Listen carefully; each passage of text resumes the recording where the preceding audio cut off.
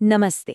होली का त्योहार, उससे ठीक पहले पूरे देश में रातें एकदम जगमगा उठती हैं, आग की पवित्र लपटों से। ये खूबसूरत नज़ारा है होलिका दहन का। लेकिन इस शानदार परंपरा के पीछे की कहानी क्या है? आइए आज इसी के बारे में जानते हैं। है ना एक दिलचस्प सवाल। मतलब आखिर ऐसा क्या है कि होली से ठीक एक रात पहले लाखों करोड़ों लोग इतनी बड़ी बड़ी आग जलाते हैं? क्या है इस रिवाज का मतलब? चलिए आज इसी पहेली को सुलझाते हैं। तो देखिए, इसका जवाब छिपा है एक बहुत ही पुरानी कहानी में।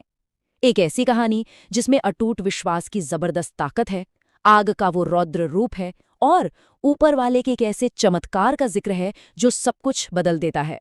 तो कहानी का पहला हिस्सा है एक राजा, एक राजकुमार और एक टकराव। हमारी पूरी कहानी असल में इन्हीं तीन चीजों के इर्द गिर्द घूमती है। एक तरफ है घमंडी राजा, दूसरी तरफ एक सच्चा आस्थावान राजकुमार, और इन दोनों के बीच एक बहुत बड़ा टकराव। तो कहानी के पहले किरदार हैं राजा हिरण्यकशिपु। सोचिए, एक ऐसा राजा जो बहुत ही ज्यादा शक्तिशाली लेकिन उतना ही अत्याचारी भी। उसे ना एक वरदान मिला हुआ था जिसकी वजह से उसे मारना लगभग नामुमकिन था। और बस इसी घमंड में चूर होकर उसने क्या किया? उसने पूरे राज्य में ऐलान कर दिया कि अब से कोई भगवान को नहीं पूजेगा, पूजा होगी तो सिर्फ और सिर्फ उसकी।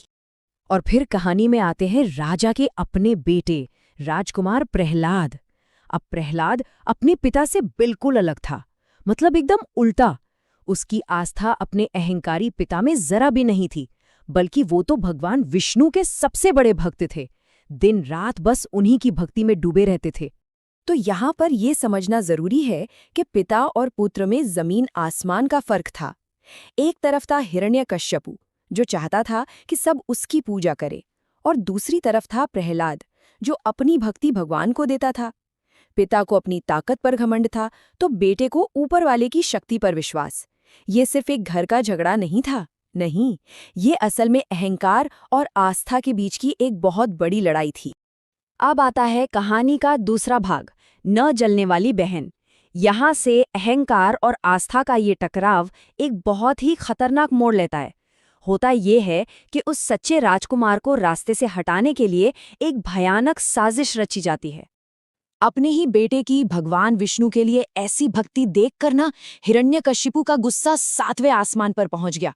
उसे ये अपनी बेइज्जती लगी कि उसका अपना बेटा ही उसकी नहीं सुन रहा, और बस उसने ठान लिया कि अब प्रहलाद को खत्म करके ही रहेगा। तो हिरण्यकशिपु ने एक बहुत ही, कह सकते हैं, क्रूर साजिश रची। हुआ ये कि पहले तो राजा का गुस्सा बढ़ता ही गया। फिर उसने अपनी बहन होलिका